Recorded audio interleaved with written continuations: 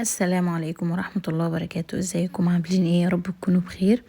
تعالوا بقى شوفوا رد فعل صديقتي المغربية على الفسيخ. انا هنا طبعا انا اللي كنت عاملة الفسيخ، عملت الفسيخ قعد 12 يوم بالظبط. طبعا هو الفسيخ مش نفس الطعم بتاع الفسيخ بتاع مصر خالص خالص خالص. هو بوري برضو، يعني انا عملته بالبوري لكن مش نفس البوري ومش نفس الطعم بتاع الفسيخ بتاعنا. لكن لما لقيت بوري في المجازان جبته وعملته، يعني كان نفسنا ناكله، وطبعا ما فيش هنا فسيخ، ما فيش هنا الحاجات دي. هنا الرنجة لكن ما فيش هنا فسيخ، فحبيت اعمله، يعني انا حبيت انا اللي اعمله. فطبعا بما ان انا عملته كنت عامله يعني كتير، وقلت اعزم اصدقائي عليه، فعزمت صاحبتي المغربيه، هو جوزها مصري. فطبعا قلت اعزمهم، اكيد عارفين الفسيخ، فعشان كده عزمتهم، يعني عزمتهم على فسيخ، بما اني قلت يعني اكيد عارفينه يعني.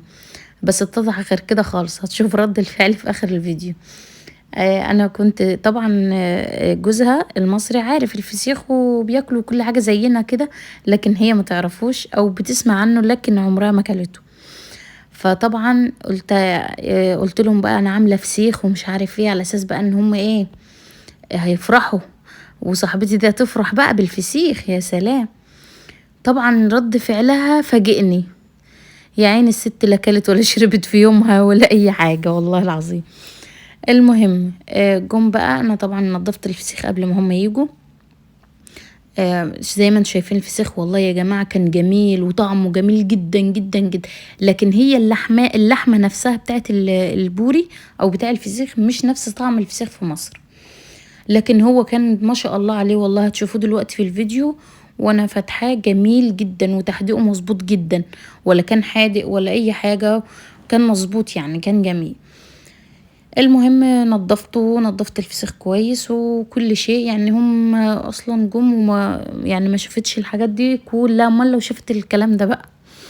فطبعا انا نضفت الحاجات دي قبل ما يجوا، وجهزت السفره والسلطه، وهتشوفوا بقى في اخر الفيديو. طبعا جت تاكل، جت اول ما دخلت قالت ايه الريحه دي. هي استغربت، هي عارفه ان انا عازمهم على فسيخ، بس هي ما توقعتش انه يبقى قوي كده. قلت لها يا بنتي توكلي على الله وكلي سم الله وكلي. ما قدرتش.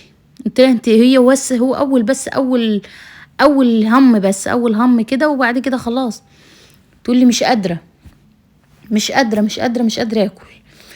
فعلا هتشوفوها في اخر الفيديو بتعمل الحته الخبز في الميه بتاعه الفسيخ، ومش قادره تاكلها اصلا. قالت لي لا لا لا لا، مش قادره خالص. ما قدرتش على ريحته ولا قدرت على اكله صراحه. قلت لها يا بنتي انت لو كلت بس حته صغيره تبقى دخلت التاريخ. عارفه يعني ايه فسيخ؟ عارفه يعني ايه تدخلي التاريخ؟ المهم انا ما توقعتش ان هي اول مره يعني تاكله او كده. زي ما انتم شايفين، انا كنت نضفته وحطيت عليه زيت زيتون شويه وشويه زي ما هو، وشويه بزيت زيتون زي ما انتم شايفينه، ومخلل وسلطه وخيار وخبز طبعا سخن وكولا، كل شيء زي ما انتم شايفينه، جبنه وكده. بس طبعا ما عجبهاش الحال خالص، وهتشوفوها وهي بتحط ايديها كده شايفين عامله ازاي؟ شايفين الزيت في الزيت، بس هو بس الزيت، وما قدرتش عليه كمان في الزيت. ويعني كده هي مسحت ايديها كده، هي كلت وشبعت والحمد لله، ما قدرتش. والله يعني كلت عيش وجبنه.